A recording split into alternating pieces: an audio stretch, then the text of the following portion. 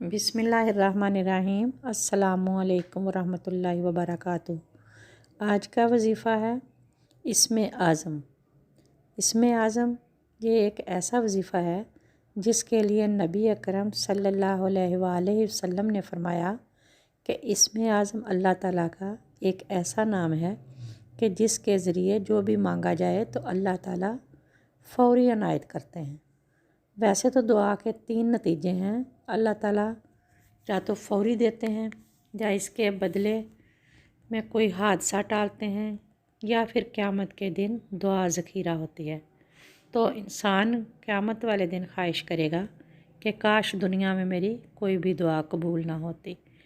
लेकिन जो इंसान ये चाहते हैं कि दुनिया में भी हर दुआ कबूल हो, तो नबी करीम सल्लल्लाहु अलैहि वसल्लम ने फरमाया इसमें आज़म एक ऐसी चीज़ है जो अल्लाह को वास्ता दिया जाए इसके नाम का तो अल्लाह ताला दुआ कबूल फरमाते हैं।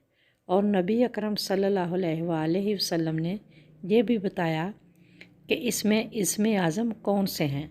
एक तो सूरह बकरा में है, एक आल इमरान में है और दूसरा तीसरा सूरह ताहा में।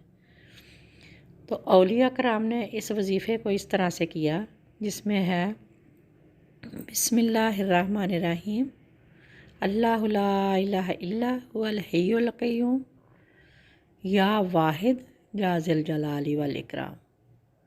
तो जो भी बंदा 313 मरतबा पढ़ के जो दुआ करता है तो इसमें आज़म का वसीला अल्लाह को देखकर दुआ करता है, किसी भी काम के लिए अगर ये दुआ करेगा तो इंशाअल्लाह दुआ कबूल होगी।